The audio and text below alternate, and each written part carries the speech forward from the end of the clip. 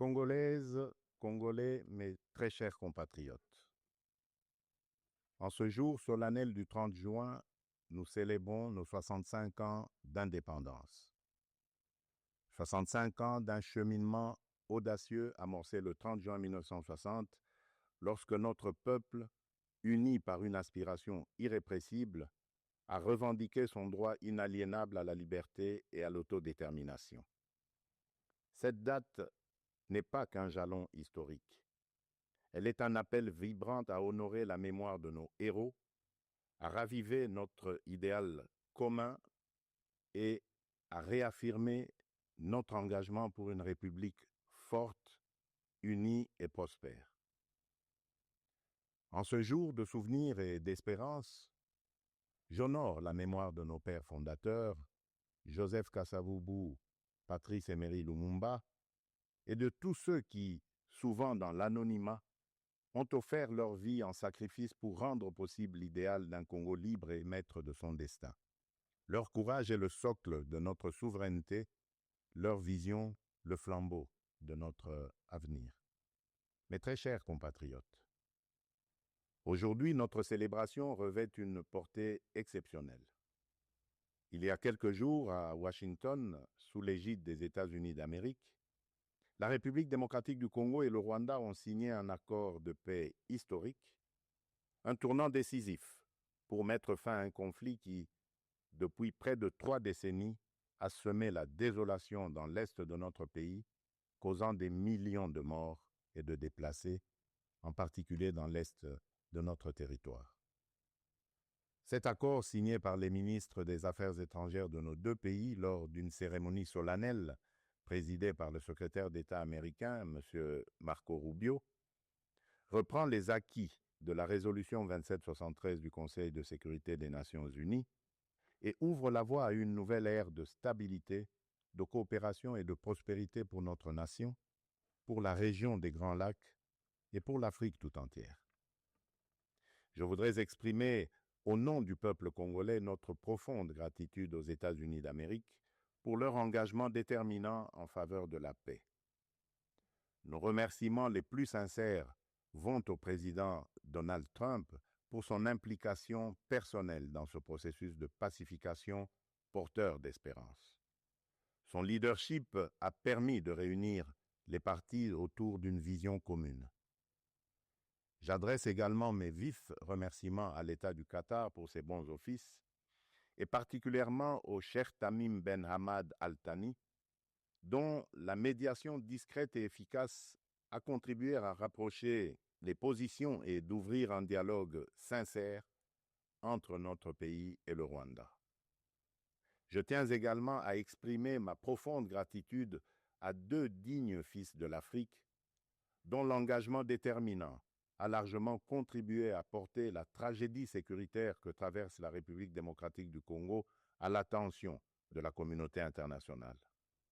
Grâce à leur implication active dans le processus de Luanda et de Nairobi, Son Excellence João Manuel Gonçalves Lourenço, président de la République d'Angola, et Son Excellence Uhuru Kenyatta, ancien président de la République du Kenya, ont su mobiliser les consciences et renforcer la visibilité de la cause congolaise sur la scène régionale et internationale. Cet accord n'est pas seulement un document. Il est une promesse de paix pour les populations de Goma, Bukavu, Rutshuru, Masisi, Nyiragongo, Lubero, Ituri et de toutes les localités martyrisées par la guerre. Ce processus diplomatique s'articule également avec les discussions en cours à Doha, au Qatar. Notre ambition reste sans équivoque rétablir pleinement l'autorité de l'État sur l'ensemble du territoire national et œuvrer à l'instauration d'une paix réelle, durable et partagée dans toute la sous-région. Les attentes de nos populations sont immenses, notamment celles de l'Est du pays qui ont trop longtemps souffert. Nous abordons donc cette ultime phase du processus avec détermination, dans le respect de notre souveraineté et des aspirations légitimes de notre peuple. Les prochaines étapes devront aboutir à la démobilisation, la réinsertion conditionnelle, et au cas par cas des ex-combattants à travers le PDDRCS et enfin à la reconstruction des régions jadis affectées par les conflits armés. Ces avancées diplomatiques s'inscrivent dans une dynamique plus large de reconquête et de l'affirmation de notre souveraineté, de redéploiement de notre influence et de reconstruction de la confiance internationale envers la République démocratique du Congo. Elles font écho à notre récente élection comme membre non permanent du Conseil de sécurité des Nations Unies pour la période 2026-2027, une première depuis 34 ans. Ce mandat n'est pas un honneur protocolaire, c'est une responsabilité politique et morale que nous porterons avec dignité en faveur de la paix, du multilatéralisme et des intérêts du continent africain. Mes très chers compatriotes, l'accord signé à Washington ouvre des perspectives inédites. Il augure une ère de paix durable, de coopération régionale et de prospérité partagée. Il nous engage à reconstruire nos communautés, à revitaliser nos économies et à restaurer la dignité de chaque Congolais. Mais cette paix, aussi précieuse soit-elle, reste fragile. Elle exige de nous tous, gouvernements, citoyens, partenaires internationaux, un engagement indéfectible pour sa consolidation.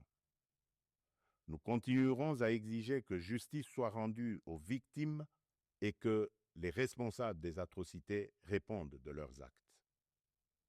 Je salue le courage exemplaire de nos forces armées, des forces de police et de sécurité et de tous les résistants patriotes ouazalendo qui, au péril de leur vie, défendent notre patrie.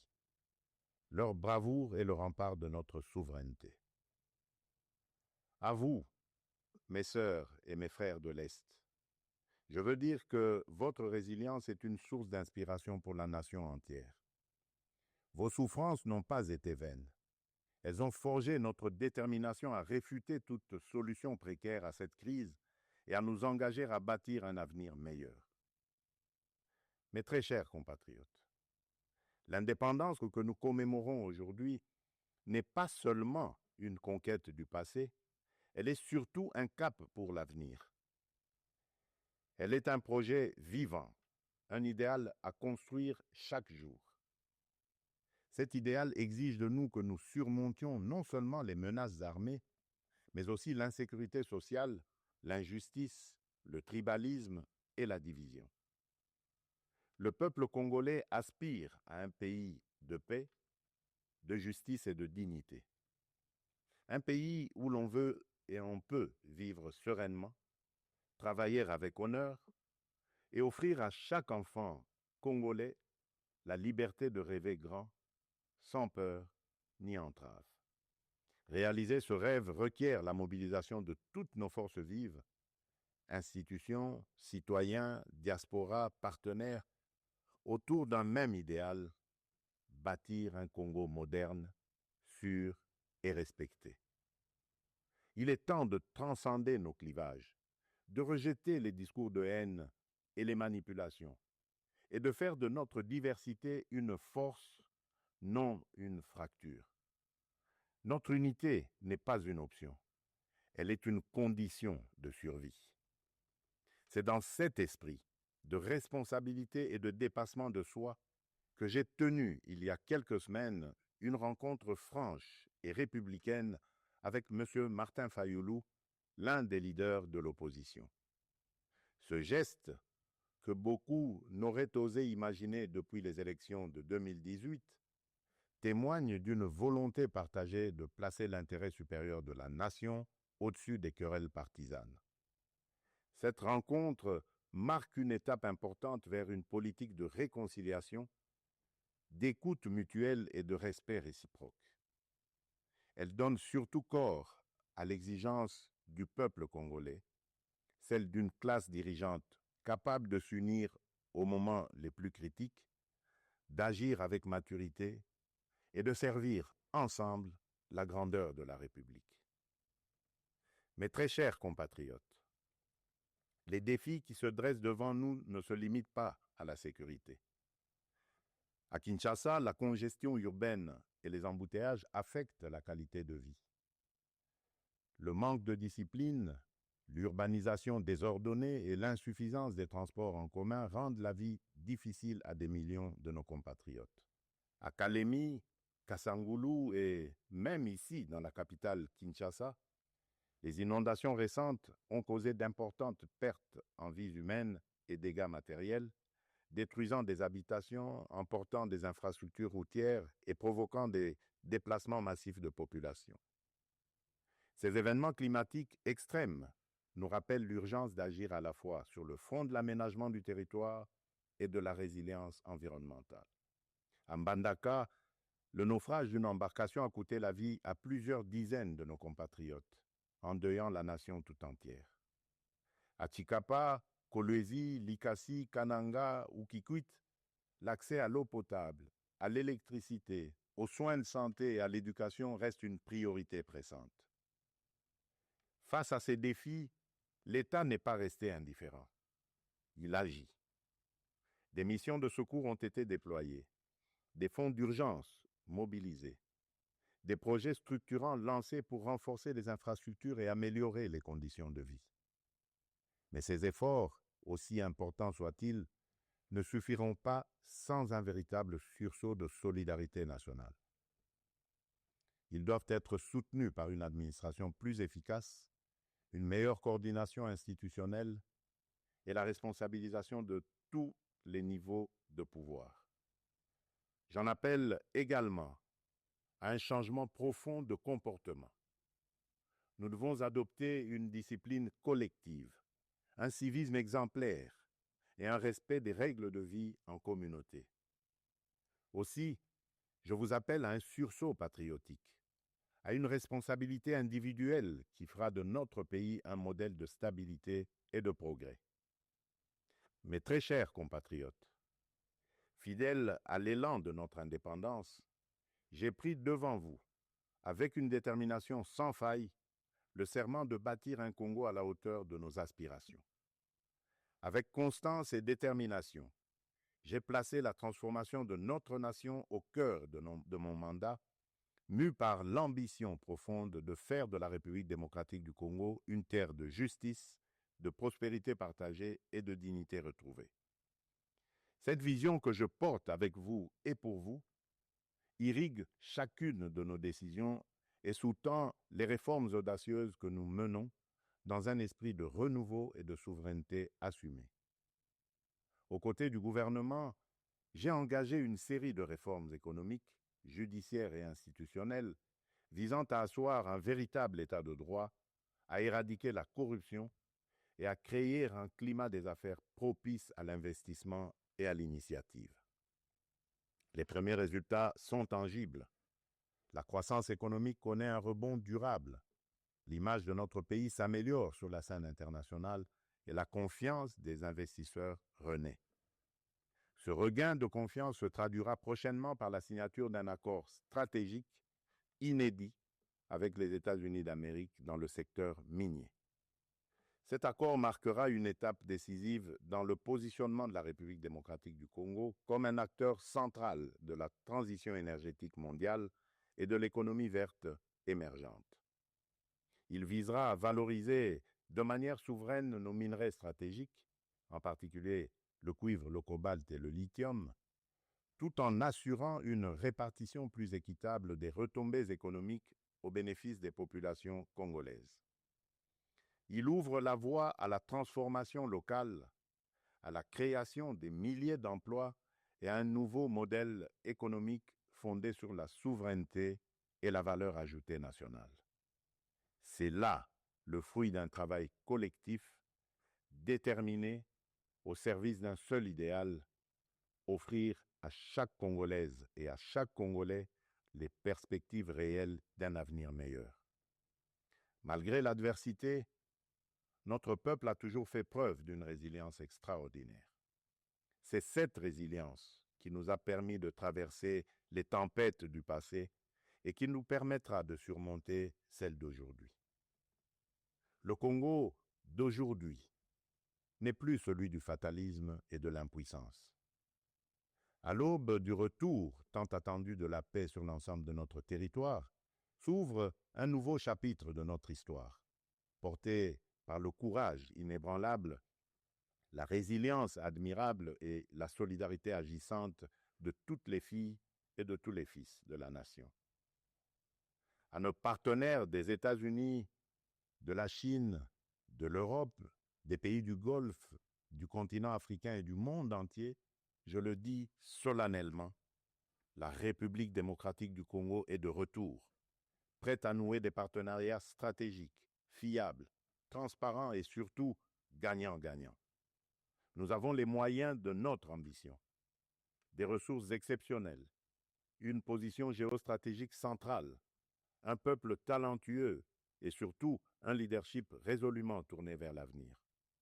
Nous sommes prêts à jouer notre rôle, notre partition face aux grands défis de notre temps.